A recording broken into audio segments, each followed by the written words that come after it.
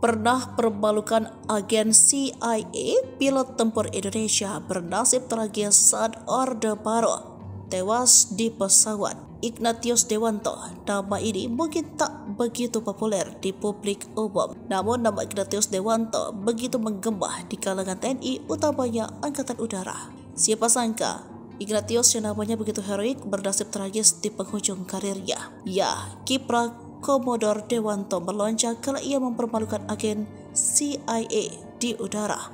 Pada tanggal 18 Mei 1958, Ignatius ditugaskan menyerang pangkalan udara revolusioner Angkatan Udara Permesta di Sulawesi Utara. Ia pun segera bersiap di kokpit P-51 Mustang. Saat itulah, hanya beberapa saat sebelum Dewanto take off menuju Manado, sebuah berita memaksanya membatalkan serangan ke Manado dan harus mengarahkan pesawat ke Ambon karena kota tersebut dibom oleh B-26 Invader Auref. Ketika di udara, Dewanto mendapatkan Ambon mengepul asap di mana-mana. Puing-puing berserakan menandakan baru saja mendapat serangan udara. Dewanto terbang rendah, pandangannya tertumbuk ke konvoi kapal Alri. Sekelebat dilihatnya pesawat B-26. Adu mekanik terjadi usai pertarungan di udara mengandalkan skill dan naluri B-26 yang diterbangkan seorang serdadu bayaran dan agen CIA bernama Allen Lawrence Pope beserta juru radio Hari Ranteng terbakar dan tercebur ke laut. Saat dalam perjalanan pulang, Dewanto berpapasan dengan B-26 lainnya. Head-to-head perang udara berhadap-hadapan tak terelakkan.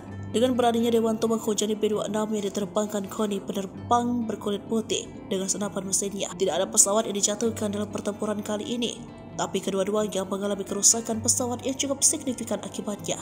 Sang agen yang kemudian tertangkap dan diadili terancam hukuman mati, sehingga membuat pemerintah Amerika Serikat meminta pengampunan melalui pendekatan diplomatik.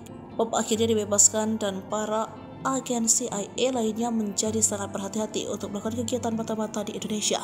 Cerita itu hanya sekelumit dari aksi heroik Dewanto untuk negara. Ahliannya dalam menerbangkan pesawat pemburu P-51 Mustang tidak pernah diragukan. Bahkan Dewanto sering disebut-sebut sebagai pilot terbaik Angkatan Udara. Setelah banyak hal yang dialaminya dalam mengawal negeri tercinta Indonesia, hal yang tak disangka-sangka terjadi. Tanpa ada alasan yang jelas, Dewanto dipaksa untuk mundur dari jabatannya sebagai perwira TNI Angkatan Udara.